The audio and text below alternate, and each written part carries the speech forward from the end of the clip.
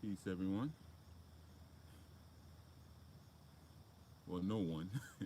As always, in the beginning is no one, and then willfully you'll all get here a little later. Whoever's up, I know might not have too many people actually because last Sunday, last Thursday, I started a little bit later to kind of give some relief to the West Coast people. Oh, there's people coming in. Oh, okay. I thought everybody's still gonna be asleep. But peace, strong mind, strong body, fitness. Um, what was I saying? Yeah. So last first day, I started a bit later because I figured I would give the West Coast people an extra hour of rest. But I've kind of noticed it doesn't really seem to matter all that much because I don't know, y'all. Everybody's kind of up, or what some people have told me they wake up for the command your days, and then they go back to sleep. So I don't know. But anyway, as always, let me know if you can hear me. I don't, cause she had normally been my audio engineer. But anyone is welcome to let me know if you can actually hear me speaking, or if you're just looking at me mouth words. So please be kind and let me know if I can actually be heard.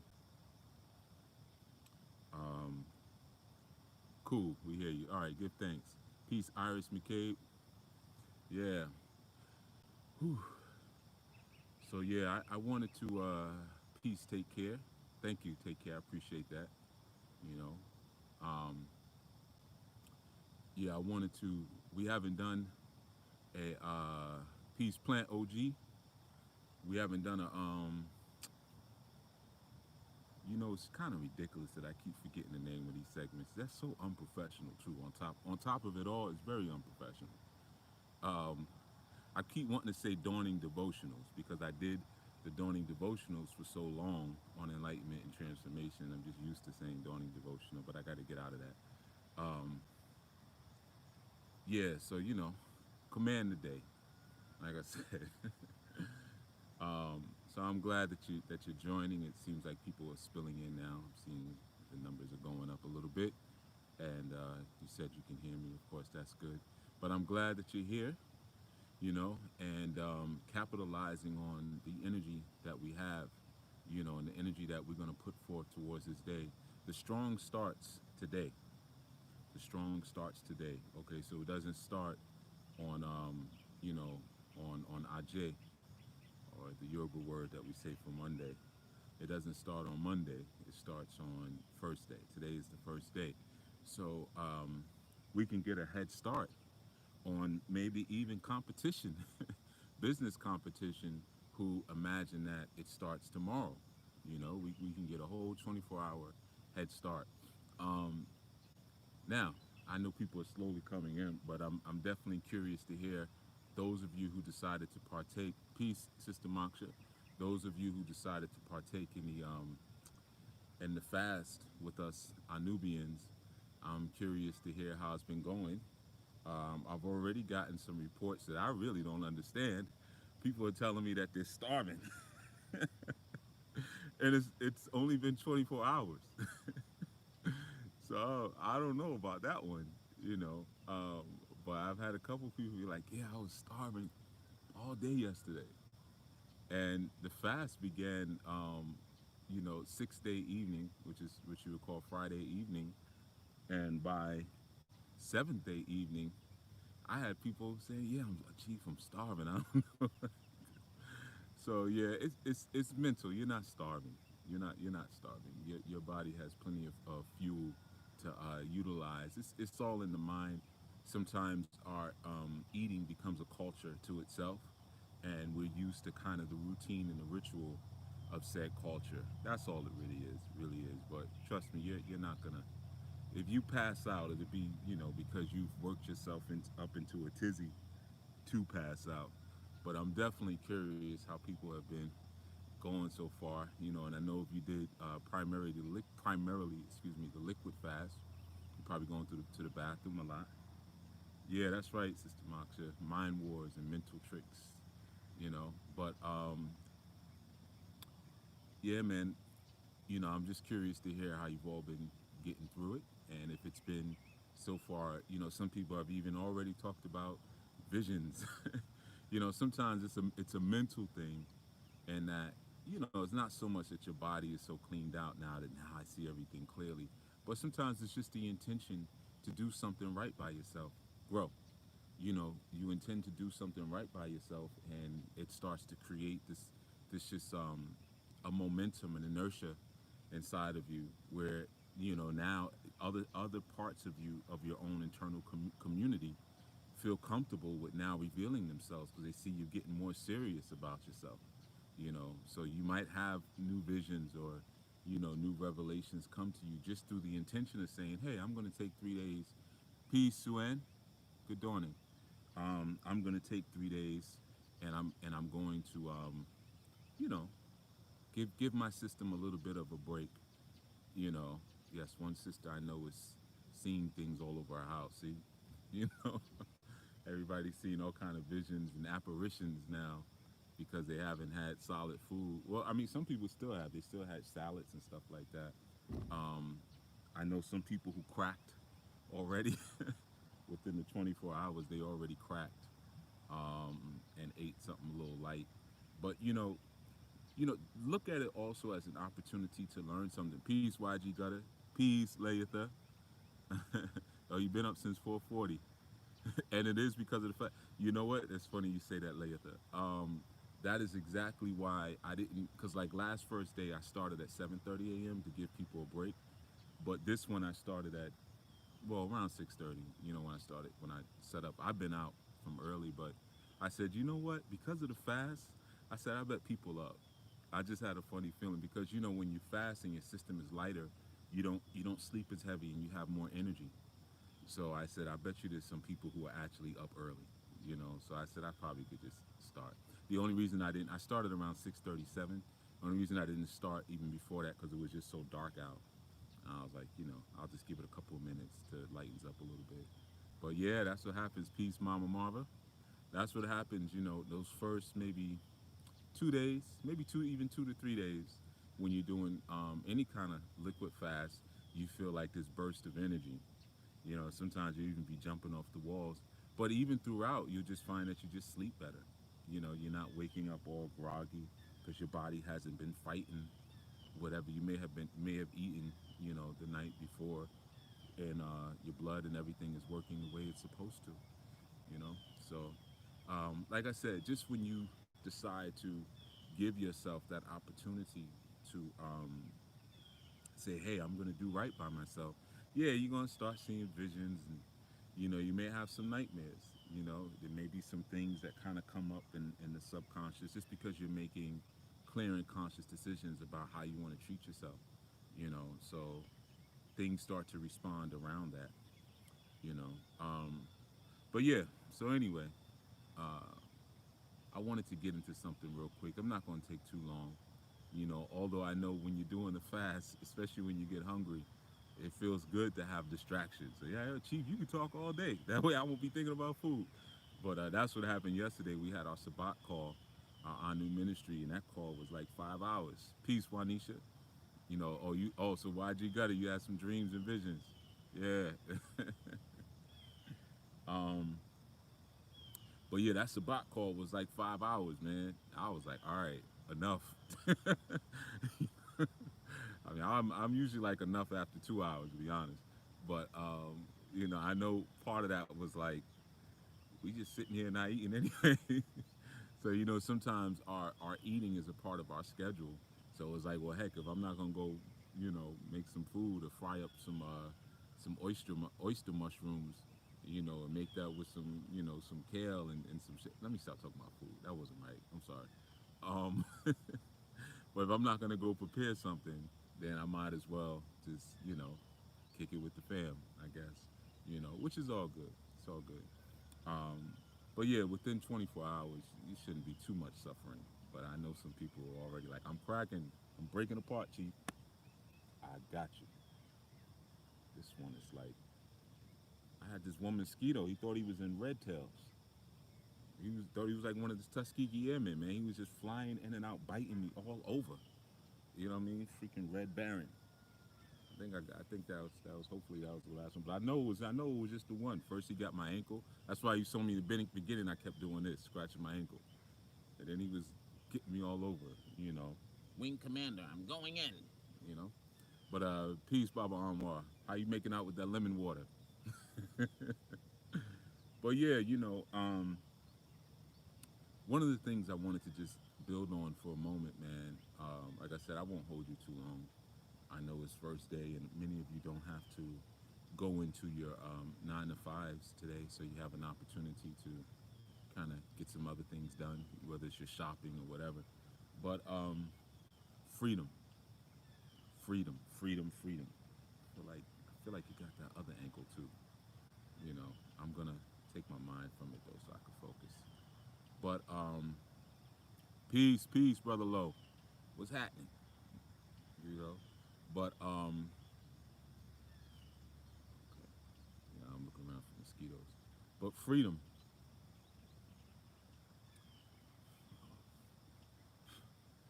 just excuse me if I pause every couple of seconds. You know, once you get bit, you're hypersensitive to anything flying around you at that point, you know, or hyper defensive. Um, but anyway, you know, one of the things that I noticed, like when I like many years ago, um, not so much when I started really diving into conscious information. I normally only eat one meal. Night was a little hard, so I went to bed. There you go. That's like I was saying when people are like, "What do you do?" Just go to bed. You feeling real hungry and it's at night? Go to bed. You know, in the dawning you'll forget that you were that hungry the night before. That's good. But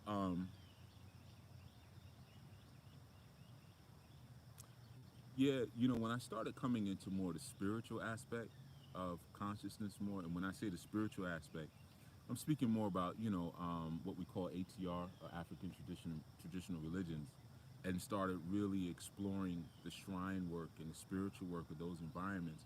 I noticed that there was a strong sense of, or I met a lot of people who, what we would coin as legalists, right? There was a strong sense of legalism, and legalism is essentially like it's when you're basing you, at least in a spiritual context, it's when you're basing your spiritual value or your spiritual piety upon what it is that you don't do. So it's like, um, I don't wear no artificial fabrics. I don't eat no meat. I don't do this. I don't do that. I don't shake hands with people. I don't go here. I don't go to clubs. I don't drink. I don't smoke. So it's all of these negations, and the negations then become the defining point for your spiritual value as a legalist. So everything is very strict, or what some would even call puritanical. Peace, DJ Jamad. Peace, peace. Everything is kind of strict, and like I said, maybe even puritanical. Peace, Deidre. Coming out the gate refreshed. Yeah, I hope so. I hope so. You know, but I noticed that there was a lot of that when I first kind of got into a lot of the traditional spiritual systems, and it baffled me a bit, to be honest with you, because, and a lot of it I kept to myself because, I had people who were in these traditions longer than I was, and it wasn't my place to be. But what about this? But what about that? It's just disrespectful. But it was something that always stuck with me, and I always, kind of postured that one of the reasons that we acquire or reacquire these traditions and these knowings is because we're making ourselves, or we're being made, which is a better way to put it, we're being made free again. And as a part of our freedom march, we're reclaiming the things that were taken from us, right? So our language, our attire, our deities, or deity, so forth and so on, right? Just our overall, our culture. And it always really, struck me as odd that there would be so many restrictions when I'm supposed to be free now. But it seems like I was more free before, you know. And of course, there's a fine line I guess we'll say a fine line. There's a fine line between freedom and rebellion, you know? And so I'm not speaking about free to do what I want. There's a bit of a difference, which I'll touch on in a second. So that sense of legalism always kind of, to some degree, sparked a larger curiosity in me, but it was a quiet curiosity because, like I said, I wasn't about to disrespect anybody. And if someone said, "Well, don't do this, don't do that," okay, well, you're showing me how to get on the path, basically, right? And the thing is, as I started to study and I started to learn, I started to realize how many stigmas were present and that sense of ooh, did I get it? Yep. Yeah, they out today. Ooh, that's a big juicy one. He was, y'all think I just be tripping, like I grow, like I just I only got a grow tick. But these mosquitoes, they like me. All right. This is all that fruit juice I ate yesterday. I drank yesterday. That's what it is. They can smell. When you eat a lot of fruit like that, or you drink a lot of fruit juices, they smell it in your blood. They can smell it up to a mile away. The sugar in your blood. So that's why it's good to come behind it with bitters. I did a lot of oregano oil yesterday too, though. So I mean, my juice wasn't really sweet tasting. Because oregano oil pretty much ruins anything you mix it with. You just tasting oregano oil. But like I was saying, going back to the subject before I was so rudely bitten, you know, um, so the thing about it is that sense of restraint. They want fresh blood. Yeah, I should have loaded up on bitters actually before I came out. That would have helped a lot. That would have helped a lot. But so far I got two. We'll see what happens. But once the sun comes, it'll be a little better. You know.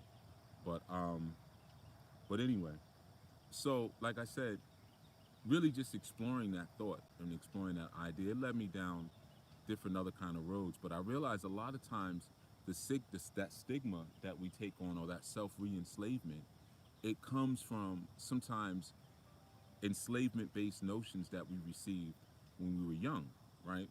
And not really understanding that freedom isn't just I do whatever I feel like doing. That's rebellion. Freedom is I am receptive and allowing of the creator to function freely through me. That is truly what being free is. It's okay. I'm looking at every insect. I was like, no, come over here. I'm gonna squash it. But what it truly is I'm allowing the creator energy, the supreme being, to function freely through me. That's true freedom. That's why when it says you shall know the truth and the truth shall make you free, the making is a process. Truth is energy in its original state. So you will understand and you will learn, you will interface, you will encounter energy in its truest state. And when you accept that and allow it to move through you, it will make you free. So allowing the creator to function freely through us actually is what makes us free. Not I do what I feel like doing. I do what I want. You know how those children always are when they go on like Maury, the Maury show. They bring those unruly children, and they be beating up on their mothers and stuff. That's always the first thing they say. I do what I want. What? Y'all don't know me. Y'all don't know me. They be throwing up gang signs and stuff. Whatever, whatever. As soon as they walk on the stage, y'all don't know me. Y'all don't know me. Whatever, whatever. I hit my mother. I slept with 20 different men. What? And they give me money. Y'all don't know me. I do what I want. I do what I want. They all say the same thing, right? So that's not being free, right? That's actually being in bondage. I'll give you a great example. You know, um, because I travel so much and I meet so many different people around the country, around the world, when they ask like where I rest at, and I usually say, the Northeast, or like sometimes people could tell by the way I guess people are confused into thinking I have some kind of accent. I ain't got no accent though. Y'all got the accent. And They'd be like, "Oh, you sound like a New Yorker or whatever," right? And people, a lot of times from small towns, are always like, "Man, I always wanted to go to New York. I just want to go there and I want to peace, Eddie Moon.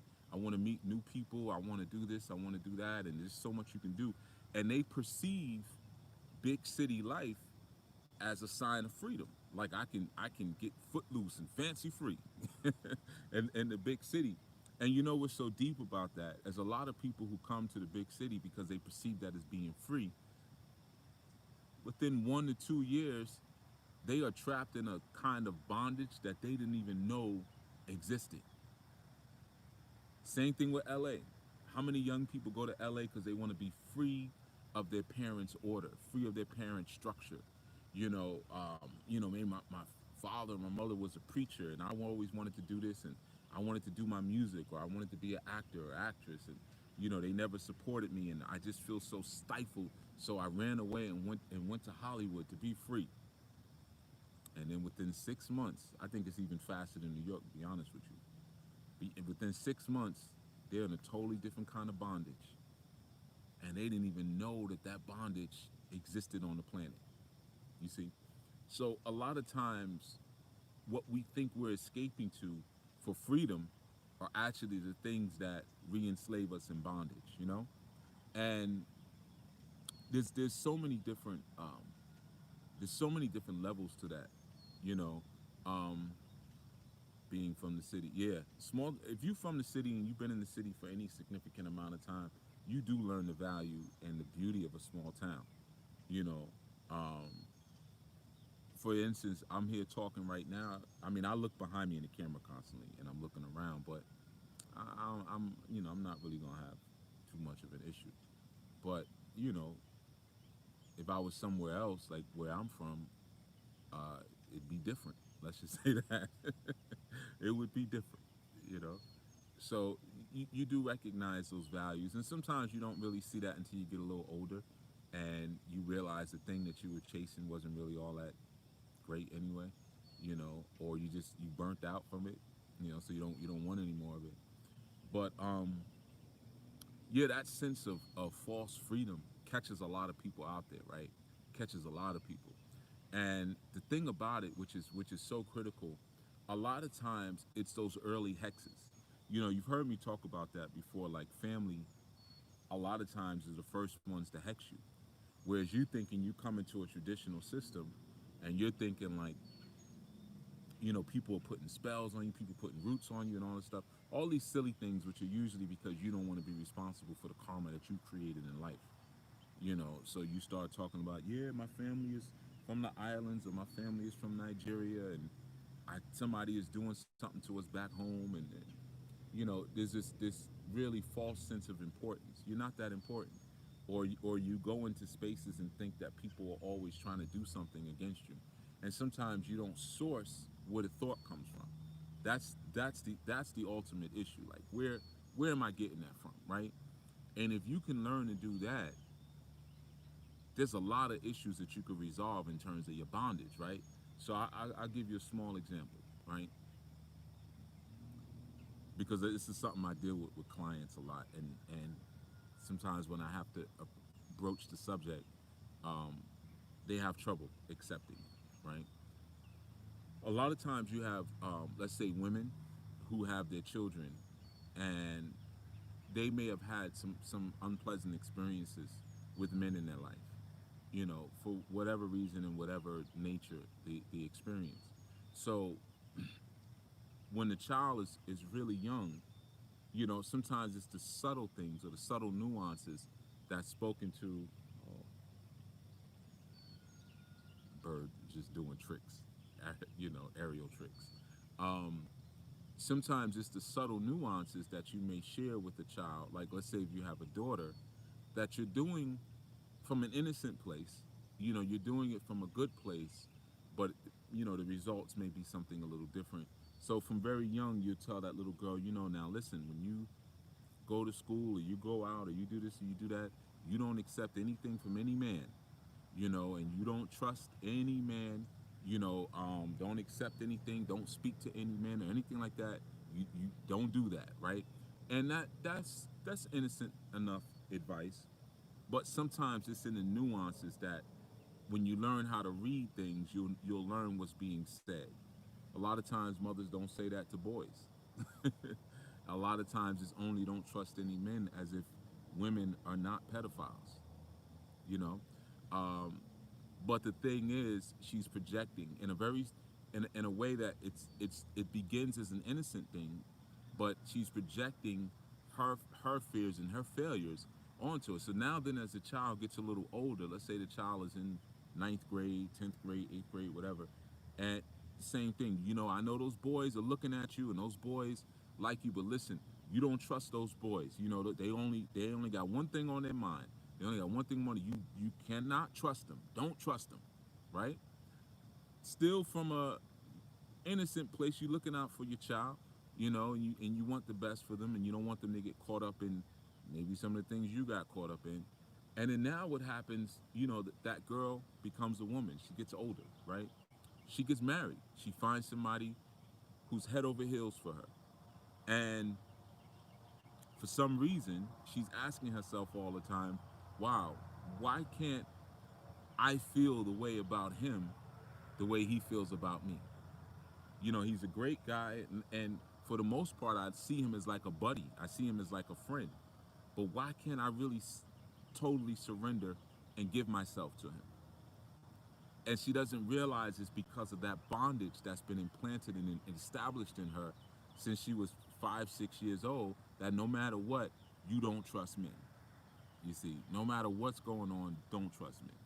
You see, so um, she may come to a place of understanding. She may come to a place of knowing where she starts to realize, or she may talk to someone like me, peace, Christian, years conditioning, where I'll say, or I'll ask, and some of you clients have known, I'll say, what was your relationship like with your father? Because sometimes you don't realize it's all over you. You know, you're thinking that you're hiding it because your mother told you not to trust people from young. So you go into a room and you're quiet and you don't say much, but you don't realize sometimes that a hunter knows how to read you without you opening your mouth. In fact, the hunter knows that 75% of what you say out of your mouth ain't true anyway. So they know how to read other signs. You know, sometimes it's the way you sit, it's the way you hold your purse, it's the way you look around, it's the way you move your hands or your mouth when you speak. You know, it's the way you project. It's the inflection that you use on certain words. You know, I've spoken about that before. I've known some women, especially in the conscious community. That's where you find, honestly, most of the man haters. Keep it real with you, the low key feminists. Um, they'll talk about the queen and the goddess all day with a big smile on your face, on their face. Then when you say man, they'll start rolling their eyes, or they'll go like something like that, just to be comedic. And of course, the room eats it up. And if you're a person like me, be sitting back observing the room. Look at this, you know. And of course, those people are always single, or if they do have a guy, he's super effeminate and soft, and running behind her, you know, with carrying her bag for her. You know? So you learn how to read some of these signs. So sometimes you start to read your own signs, and you start to go back in your own history, and that's the best thing you could do. Like once you realize, okay, there is like Krishan, you said, like conditioning. There's some conditioning. There's some bondage that I've fallen into, and I didn't even realize that I've fallen into this bondage. There's certain perceptions that I've had that I haven't even really sourced. You know, a lot of times you'll maybe come to that epiphany when you start to pay attention to your reactions to things. You know, some of us, we really pride ourselves in our reaction time and our reaction intensity. So, and just for y'all tuning in late, I got bit by like 2 mosquitoes. So if you see me keep doing this, I'm not like being vain. I just keep feeling, you know, once you get bit, you feel like now you're getting bit every couple of seconds. So I'm just making sure there's no mosquitoes on me. But, you know, a lot of times people, like I said, they pride themselves on reaction. You know, peace, Rika Shy, people pop, peace, try that again. Peace, Poppy Oshun. That's a tongue twister. Um, But so a lot of times, like I said, you know, oh, this so and so said this to me, I'll go off, I'll flip. They don't know me. I'll be on them, you know, like cream on corn. You know, you better not say this to me, better not say them, right? So you know, a lot of times people are stuck in reaction mode because they've never taken the time to truly think about how they would like to respond, you know.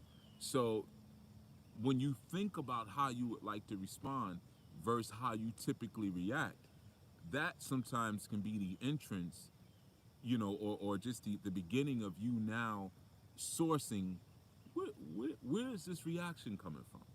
Because I told myself, when this person says this, or when I'm in this, next time I go to a party, I go to an event, I told myself, when someone comes up to me and introduces themselves, I'm going to speak and I'm going to do this, you know. But this was my reaction instead. And this seems to always be my reaction. And, a lot of times you may, peace, Baba Utu. A lot of times you may source it back to your childhood. Like, wow, there were some things that were said to me that caused a certain kind of thinking and caused a certain kind of conditioning, which now have blocked me from those passages of freedom. You know, you may do that, right? And let me tell you, the first thing you do when you do it, the very first thing, I'm gonna give you a trick that's really important in all this. Don't become critical of your parent or parents who did it. Don't do that. Because you got to realize that everything has a source and a genesis. So the first thing you want to ask, like I said, if your mother told you don't trust men and you can't trust boys and this and that, and it made you a very untrusting, closed and clamored type of person, the first thing you want to do is you want to say, well, why did she say that? Ask why. Seek understanding. Why brings forth understanding. You already know the what. The what is the knowledge. Well, this is the knowledge that she put inside of me. Don't trust people. You know, um, and maybe that was right for her in her situation. Maybe, based on her temperament, maybe based on her personality or certain things, she had to take that on because of the situation that she was in. If you're a person who's born and lives in a prison and someone says don't trust anybody, that's good advice, right?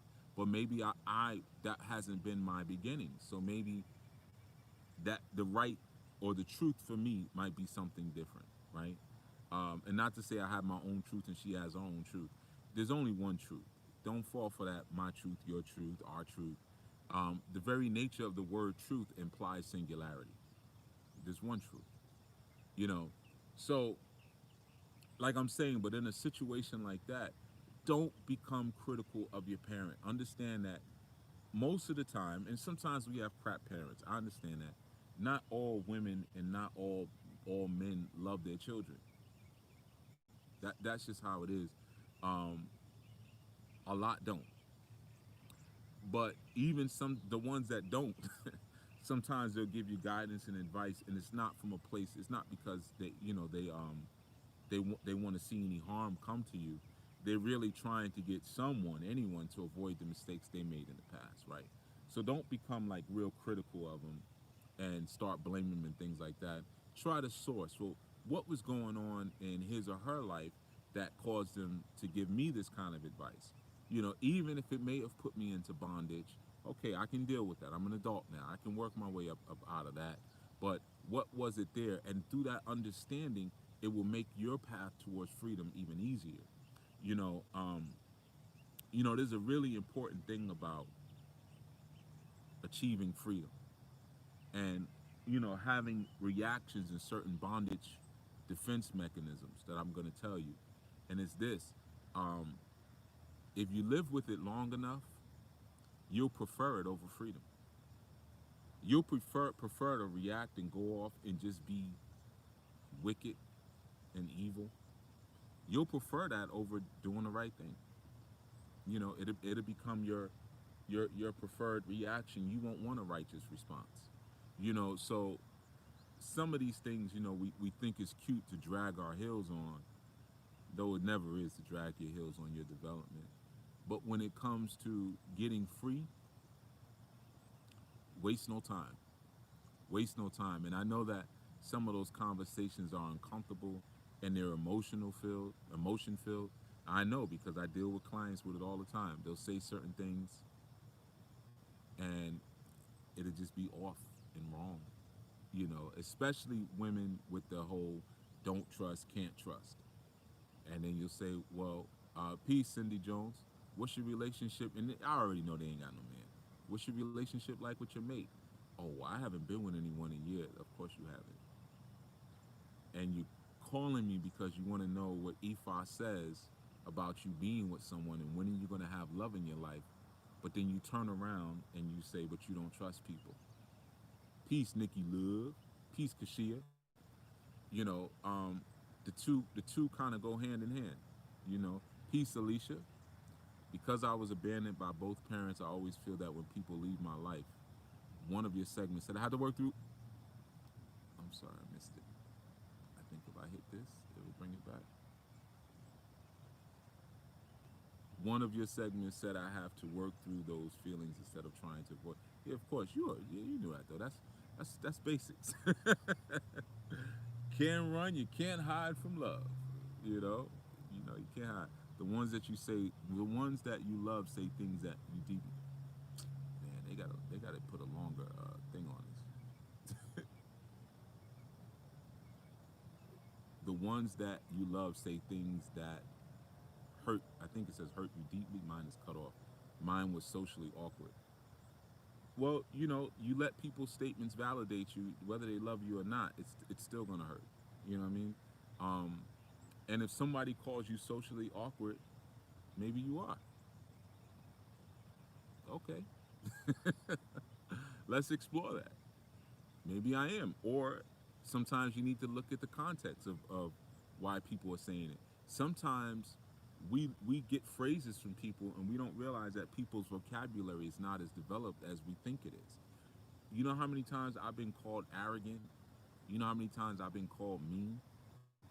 And 9 times out of 10, and I know it's going to sound arrogant and mean when I say it, but I'm going to say it, it's from dumb people. 9 times out of 10. They don't know that many words. So they only know the word arrogant. They only know the word mean. If you really know me, you know that, nah, that doesn't even, you got the wrong one there. There's no way that you can apply that to him if you actually know him. But there's a certain feeling that he gave you, and these are the only words that you have in your repertoire to utilize. Now, if I internalize that, am I arrogant? Am I mean? Now I did at one point, but not from a place of hurt, but just like, all right, well, let me think about it. I don't have a problem thinking about stuff, you know, but I'm also gonna consider the source. Like, do you know any other words? you know, um, because sometimes people will make statements like that, but it won't make sense. Your family may say that you're socially awkward, but then they constantly put you in social situations. So is it that I'm socially awkward, or is it that I'm maybe direct? Is it maybe that I'm truthful? Is it maybe that I'm a like happy person and y'all aren't? Or I'm an open kind of person. There's so many different things, and that's the value of reading. That's the value of having a vocabulary when you're able to express what it is that you want to say in terms that are powerful. So, but like I said, if somebody say you socially awkward, like I said, if somebody says I'm mean, or hey, somebody on the live the other day said I was blind. I'm blind and I'm rude. You didn't see, like, I wasn't bothered by that. You didn't see any movement on my part. I'm considering the source, you know. So, and on top of that, I'm self-aware. Those are not things that you can apply to me. Now, if somebody says I'm direct, yeah, I am direct. If somebody says I can be frank, yes, I can be frank. If somebody says he's very truthful, yes. If somebody says he's brutally honest at times, you know, but I wouldn't say it's brutal. See, these are all metaphorical things. I don't beat up on people. You know, uh, you take it as that. So I have to consider the source, right? But you first have to know yourself. So me knowing that I'm direct, I've had clients say, "Well, Chief, you kind of harsh." I'm not harsh. There's nothing harsh about me.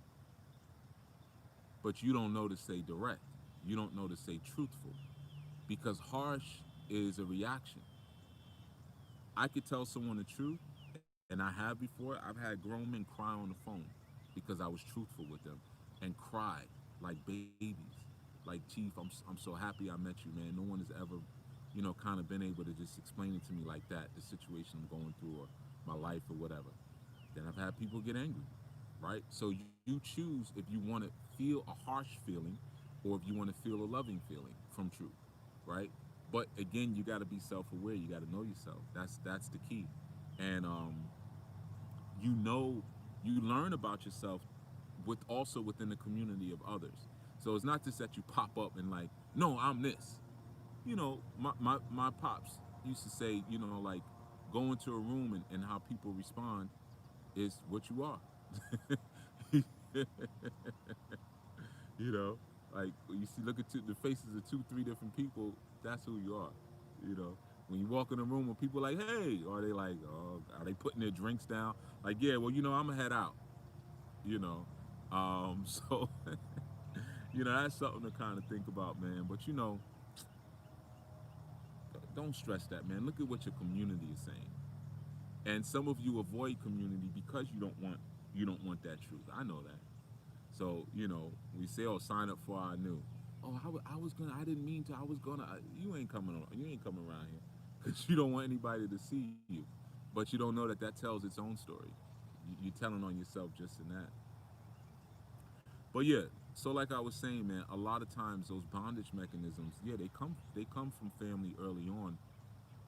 But again, if like Baba Anwar says, I was called socially awkward. Why? Was it to hurt you? Like you said, it hurt me. No, you chose to be hurt. So was it to intentionally hurt you? Was it to say you're embarrassing me, get yourself together? Was it to say you're gonna have problems in life if you don't learn how to be around people in a certain kind of way? There's all kind of reasons that people say what they say. I had teachers that used to write on my report card that I used to daydream in class. I got that all the way up through high school. He stares out the window and daydreams in class all day. So I got that, which was that was a problem, right? But then I had a mother that used to tell me, "You're a dreamer," as if it was a good thing, right? So how do I want to choose to react or respond to that when two people are saying the same thing, but they have different perspectives on what that thing is, right? So ultimately, I had to make my own. I had to take that, you know, from my community, peace Esme. I had to take that feedback from my community, but also do some self-examination. You know, um, should I be daydreaming in class all day? No, I shouldn't be doing that. I shouldn't. That's not. It's not even respectful to the person up there, trying to impute something into my mind. It's not respectful. So that's a problem. Peace. I saw this name, Mara Jevery. Mara. I know I said it wrong. I know I said it wrong. But I remember I used to see that name before. Oh, give thanks, Papi Oshun. I give thanks for that, man. I guess I said something. I guess I said something worth listening to. I'm glad you didn't do me like I used to do my teachers, because I would be gone. You know. But I always did well on tests, so it's like, what you gonna do? I'm gonna get 100 on the test without cheating. So leave me alone, man. You know what I mean? Uh, Never did no homework though. That's used to mess up my GPA. I was not into homework. I didn't see the point of it. You trying to control me after hours? After hours, I'm on a whole nother kind of vibe. You get a test out of me. That's it. You get one quiz every 7 days, midterm, a final, and some test. That's it. Don't ask nothing else. Don't ask me for nothing else. And I mostly didn't even bring my books home, or most of them I left home.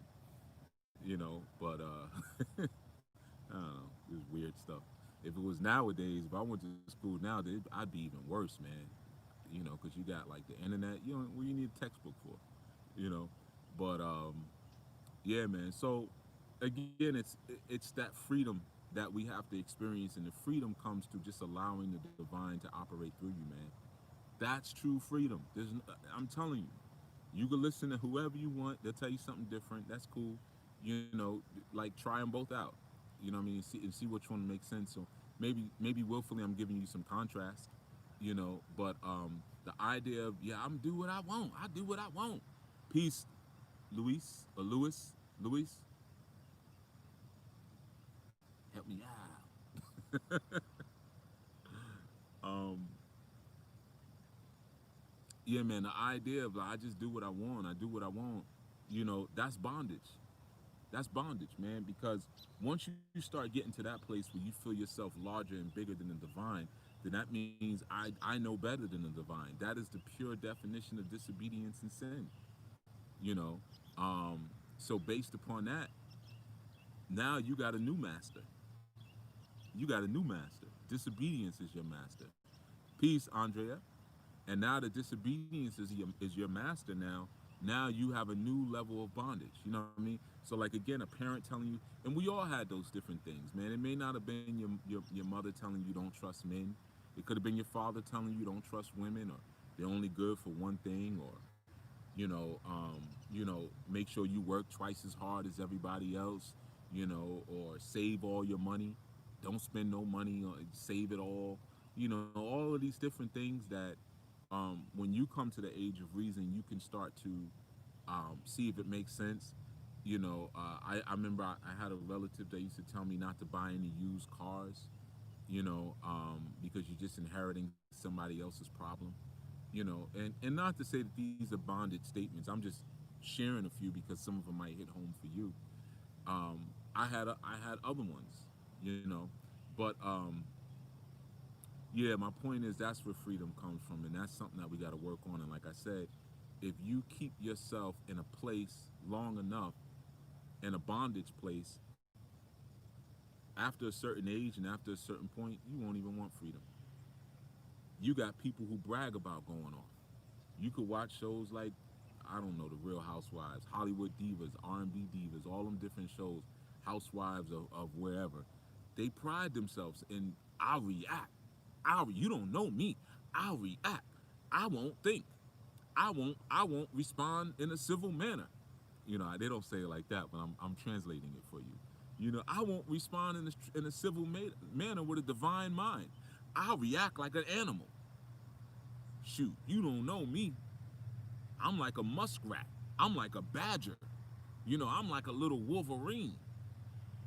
That's basically what they're saying. I haven't mastered the flesh. I ain't trying to master the flesh. I don't want to be free. I want to be in bondage. I want to be able to be easily triggered and be in bondage to my emotions and to my flesh. That's what I want. I do what I want. You're a slave. Straight up and down. You're a slave. Okay? Um, so yeah, man, truth shall make you free when you know the truth. And knowing the truth is a very intimate act. When you look at that sacred writing, ye shall know the truth, and it says set you free, but that was the wrong translation. It was supposed to be translated into the word make.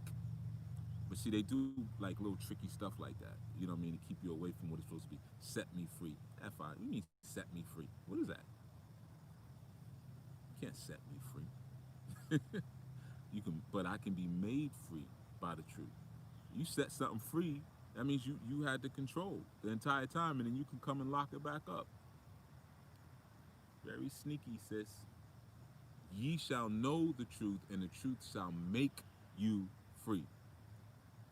Who the Son makes free is free indeed. That's another passage. But here's the thing: know the truth. What does it mean to know something? It means to have sex with it, to have intercourse with it. That's what knowing something is. That's why, when it says, and Adam knew Eve, and Eve begot, right? And begot. Because Eve doesn't begat, the man begots. But Adam knew Eve. What did it mean when Adam knew Eve? It meant that they had sex and he climaxed inside of her. So what do you think it is to know something? When you know the truth, that means the truth penetrated you. And it exploded inside of you. And that explosion inside of you now makes you free. You see what I'm saying? So it's that living truth that now explodes a climax inside of you, and now it grows. And I know this may feel a little awkward for some of you, especially those of you who are hyper macho. You know what I mean? But hey, man, we talking spiritually. You know what I mean? I ain't talking physically. you know. But it does. There's a physical change that does come as a result of that genetic explosion, you know. Where now your DNA is like all these different things. Peace, Ia Aldere. All of these different things are firing off as a result of you allowing yourself to be impregnated with the truth. You see, and that's what makes you free. Ye shall know the truth. That means you're gonna lay down and you're gonna smash with the truth. You know, truth is knowledge. You know, truth is masculine. It's knowledge. It penetrates.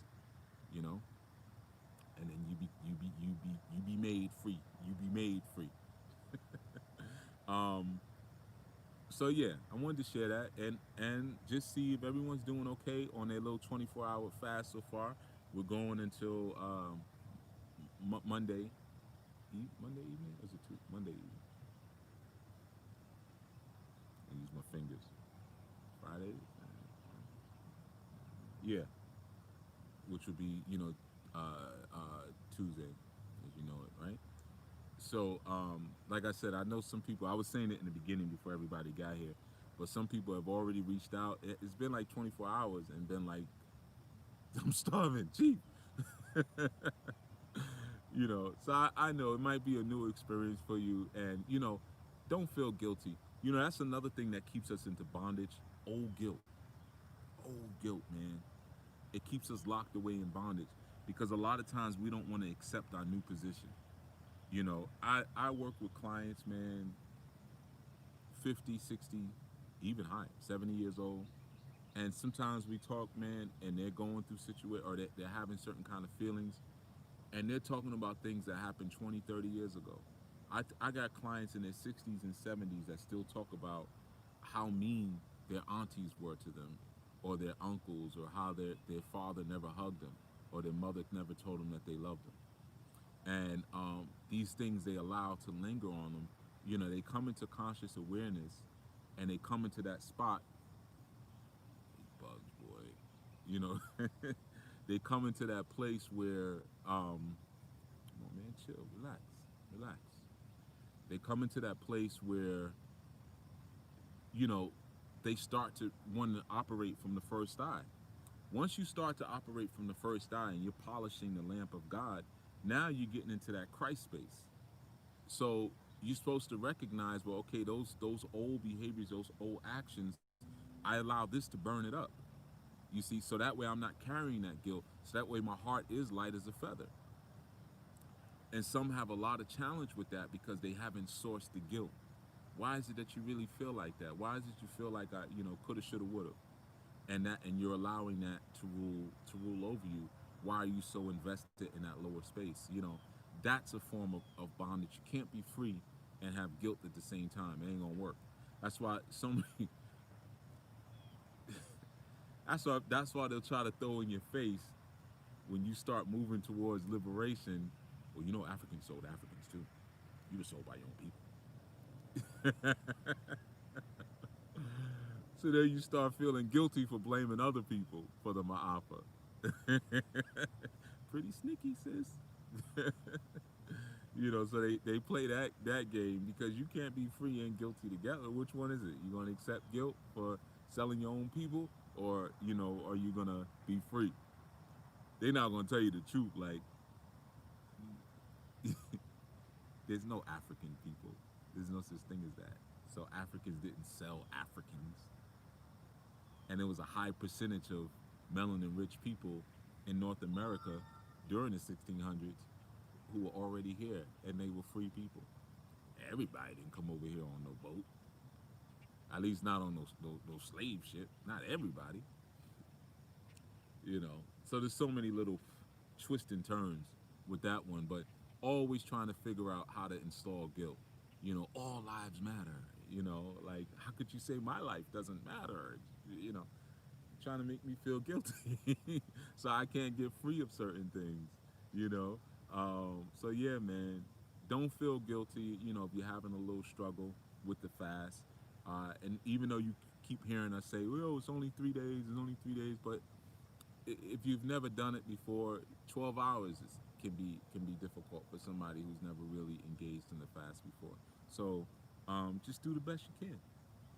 Just do the best you can, man. It's not. Don't look at it like. Don't be transactional about it. Sometimes people get like that even with their spirituality. It's very transactional. If I do this, I'm gonna get this right. If I do that, I'm gonna get that right. Do it out of love. Do it out of love, man. So I'm gonna do this 3 day, whether it's a liquid fast or I'm doing soups and salad, however you chose to do it. I'm do a dry fast. I'm not intaking anything. I'm doing it off the love, not because I want to lose a couple of pounds or because I want my skin to grow. I mean, glow, or you know, um, because it's gonna bring me closer to something. No, just do it off the love. Love for what, right? You figure that out. But yeah, man. So, uh, it's just stay in a good environment. I tell you, one of the things you could do that's really powerful when you're fasting that helps, like when you're feeling hungry, get out the house. When you have the temptation of, all that fried whiting that you left in the refrigerator, you're like, man, I could just hook some of that up with some hot sauce, and I wonder if it'll go in the blender. you know, um, you get all those temptations and stuff like that. One of the best things you could do, just get out the house, go for a walk, take a book or a Kindle, whatever, and sit in the park, read, have a conversation with someone outside, soaking up natural elements. You're gonna get nutrients just if you can get around some trees. The trees feed you. The trees will feed you. Between sun, you get into an environment with a little bit of moisture, and there's some vegetation. If you're sensitive enough to it, you're gonna notice that you're not so hungry anymore. You can literally feed from the atmosphere. Literally, I'm not saying that like metaphorically. So you get around some natural element, you're gonna find you're not that hungry. And again, you stay out long enough. By the time you come back, and you have your drinks if you're not doing a dry one. By the time you come back, it's time to go to bed. So make it easy on yourself. But like I said, we've been about an hour. I didn't want to go over an hour too much. I just wanted to see if everyone was making out okay, especially you our new people. It looks like you're doing all right. Like I said, I got a couple of messages, people who were like struggling through it. But peace, James Garabaki. Peace, peace, peace. You know, um, but yeah, man, we all doing it together. We're all doing it together. So um, you hungry, we probably hungry too. You know what I mean? So solidarity, the strength in numbers. You know what I mean? But just use the time to kind of really focus and meditate a bit. And I would suggest that on this day you focus on the freedom of your own self identity. Of course, this day they call Sunday, which really about sun worship, and we not about no sun worship. But you can use it as an opportunity to focus in on the solar chakra, right? While you're fasting. And in particular, the theme that you would apply to the solar chakra is the freedom of your own projection. Like I shared with Baba Anwar earlier, like people will say a lot of things about who you are and what they want to define you as, but what am I free to say? What am I free to see in myself? What do I freely, without any kind of external perversion or disruption of my own self determination, what am I working with, right? Because that's where my seat of power is. My seat of power is in being able to be self-aware. I got to know where my feet are, where my hands are, where my eyes are, where my mind is, so that way when I think about how I want to respond, I'm not caught up in a reaction fueled by someone else's definition. You know, I can't tell you how many situations I've been in where somebody was going off and going crazy, and I got surrounded. I'm always the one that gets surrounded. I've had that happen to me in courthouses. I've had that happen to me on the street. You know, um, because people perceive me as a certain thing, not realizing that I'm the only calm one in the situation. But I've been surrounded. I've had detectives say, I've had people lie on me and say that I did things to them, or I was gonna do things to them that I wasn't gonna do to them. And I one time sat in a situation where the detective was asked about that of a judge. The judge asked the DT that, And the DT said, well, he's a pretty big guy. He looks like he could hurt someone. Yeah, I could believe that he would do something like that.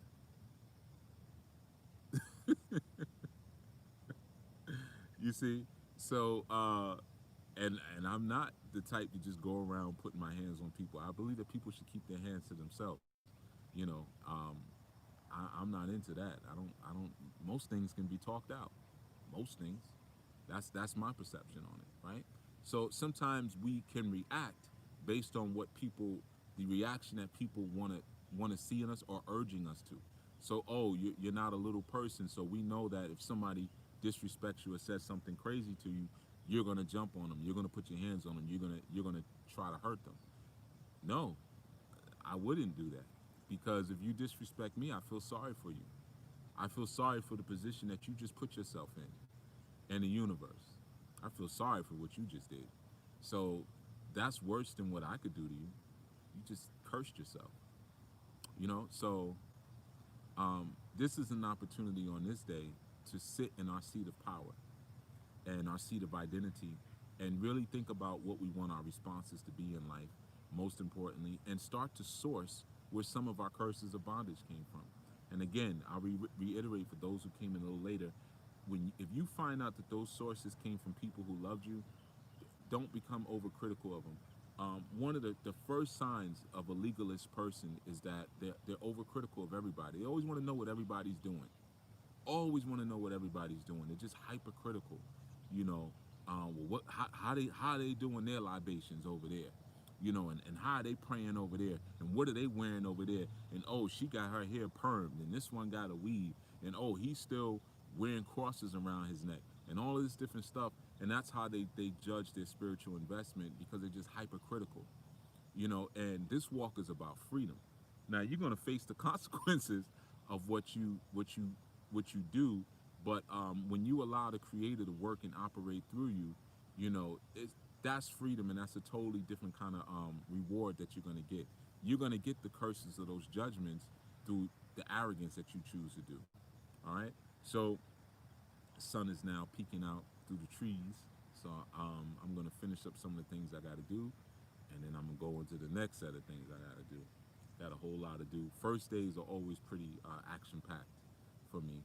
But like I said, I will that you all stay strong on this fast. I will be back in the dawning, and you're going to feel even better. You're going to feel even better tomorrow. I'm telling you, get out into some nature today, even if the weather it doesn't feel like it's permitting. It's permitting, but get out into some of that. And there was a lot, the live that we did, if some of you caught it on the Our New Life Global Ministries channel, was pretty good.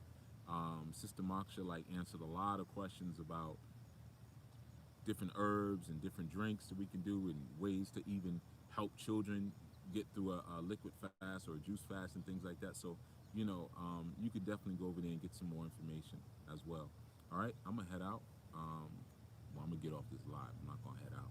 I'm actually get some more work done, and then I'll build with you tomorrow. Peace, everyone.